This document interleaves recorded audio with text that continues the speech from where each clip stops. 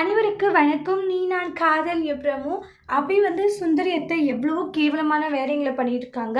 அதுக்கான ஆதாரங்களை நான் காமிக்கிறேன்னு சொல்லிட்டு அபி பார்த்தீங்கன்னா அந்த ஐயரை கூட்டிகிட்டு வராங்க. இவங்க சொல்லி தான் இது மாதிரி எல்லாம் நடந்துச்சுன்ட்டு எல்லா விஷயங்களுமே சொல்லிட்டு இருக்காங்க.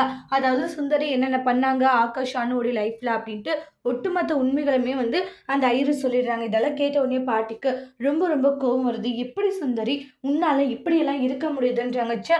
கொஞ்சம் கூட மனிதாபமானமே இல்லை உனக்கு, இந்த அளவுக்கு கேவலமாக நடந்திருக்க. அப்படி அனு உன்னை என்ன பண்ணிட்டா சொல்லு, அந்த பொண்ணுடைய வாழ்க்கையை அழிக்கணுன்ட்டு இப்படி குறிக்கோளோட சுற்றிக்கிட்டு திரிடா அப்படின்ட்டு எல்லாம் சொல்லிட்டு பயங்கரமாக அந்த இடத்துல சண்டை போட்டுட்டு இருக்காங்க. இப்போ நினைக்கவே எவ்வளோ கவலையாக இருக்குன்னு சொல்லிட்டு ஃபீல் பண்ணிட்டு இருந்திருப்பாங்க. அதுக்கப்புறமா பார்த்தீங்கன்னா எல்லா விஷயங்களுமே சொல்லிடுறாங்க. அதாவது அவங்க குறி சொல்லுவாங்க.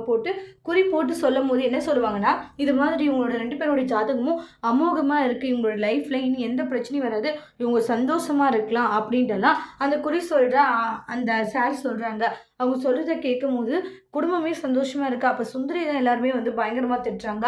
அவங்க 2 பேரும் சந்தோஷமாக வாழ்ந்து ஒரு குழந்தை பெற்று கொடுத்துருப்பாங்க. ஆனால் இப்போ அவங்க ஒரு குழந்தைய கூட பெற்று தர முடியாத போயிட்டாங்க.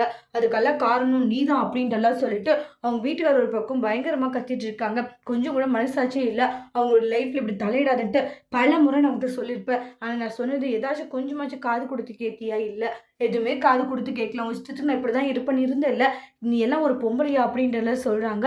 காசுக்காக இப்படி ஒரு கேவலமான வேலைகளை பண்ணிட்டு இருக்கன்ட்டு கண்ணா அப்படின்னான்னு பயங்கரமாக திட்டுட்டு இருக்காங்க. அதோட இந்த ப்ரமோவை முடிச்சிருக்காங்க. இனி வரக்கூடிய எபிசோட்ல என்ன மாதிரி ஒரு டோஸ்ட் வர போகுதுன்ட்டு வெயிட் பண்ணி பார்க்கலாம். தேங்க்யூ.